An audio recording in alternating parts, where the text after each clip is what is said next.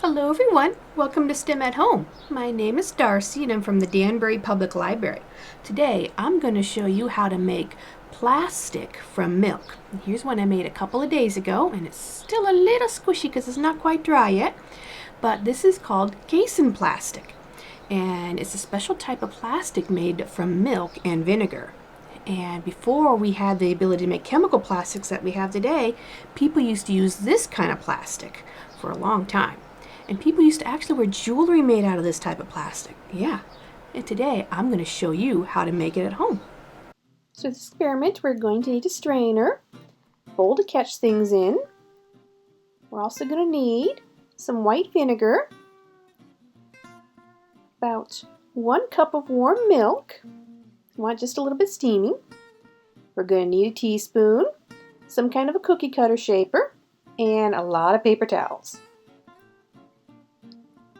So to start, we're going to pour into our warm milk there. We're going to take 4 teaspoons of white vinegar. Roughly about. So if you have a little bit over, because you see that I spill a little bit somewhere around here, that's okay. You just need roughly around that amount. I'm just going to add that to our warm milk, and I put my milk in the microwave for about 2 minutes, so it doesn't need to be very hot. It just needs to be slightly steaming. If we try this with cold milk, we really won't get much of a result. So we're going to set our vinegar aside, and now we're going to gently stir, and we're going to see something happen here. Our milk is going to start separating. As you can see, we're getting kind of lumps. And what this is a chemistry experiment in working with polymers. Polymers are molecules that have formed a regular chain structure. Milk contains a polymer protein called casein. During this reaction between the warm milk and the acid, the casein molecules unfold and form the long polymer chains. This polymer then can be molded and shaped, which makes it into a plastic.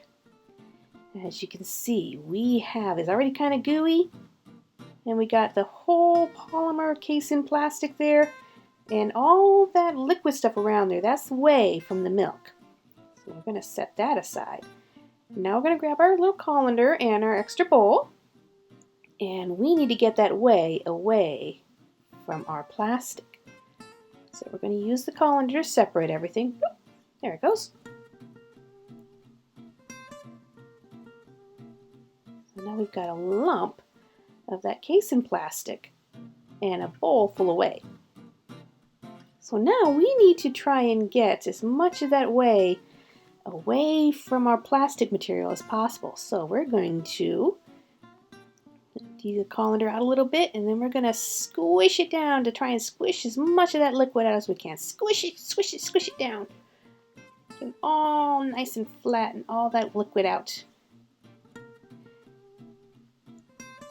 Flip it over and do it again. And now see, it almost looks kind of like cooked eggs, doesn't it? It does a bit. It feels kind of like it too. So we're going to put it on our paper towel, and then we're going to continue smushing it all up. Because we want as much of that water out as we can. The more water we get out of this, the better it's going to dry for us.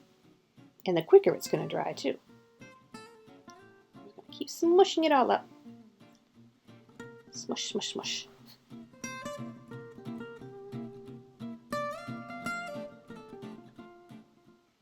And if you worry this has a smell, it has a slight vinegar smell, but not really much of anything else. So it doesn't smell like old milk or anything like that. It smells very faintly of vinegar.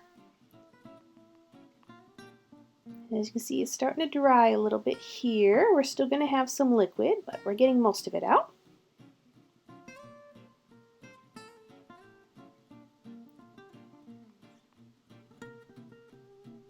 And this is the fun part. We can stretch it, we can roll it, we can squeeze it.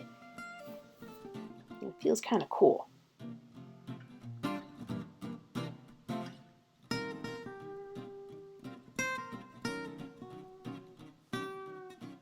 Now we're going to roll it up into a little ball.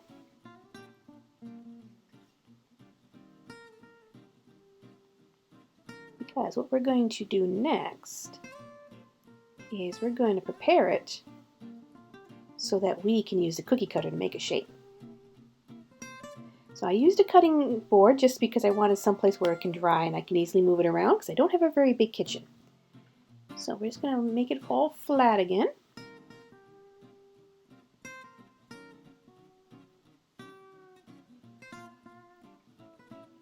Squeeze it all nice and flat.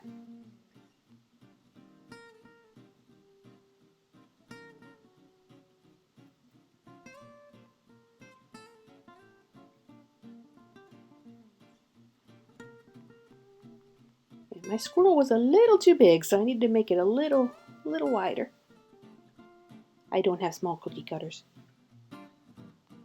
Life is too short for small cookies.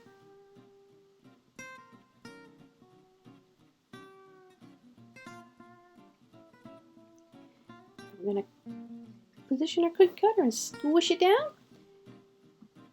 And then we're going to remove any excess that's around the sides there. We're going to pull that off and we're going to put it back into our cookie cutter so that we can make it a little thicker. So this is going to take a couple of days for it to dry. Like I said, the one I have at the beginning I've had sitting for about 2 days now, and it's still a little damp and squishy. We have a lot of humidity right now because it is warm out, so that's what's making it cook a little slower.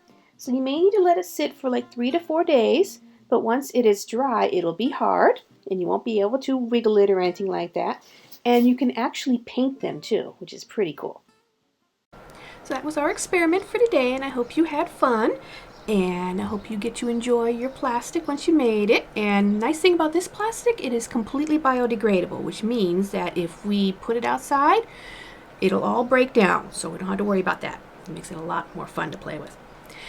And this is our last STEM at Home for the moment because next week starts our summer reading program. So if you're looking for stuff to do like crafts and fun reading suggestions and more science stuff and story times, you should check out our website at danburylibrary.org, and you'll find all the stuff we have available there. Okay? And I hope to see you later on in some of our programs, okay? Bye, everyone.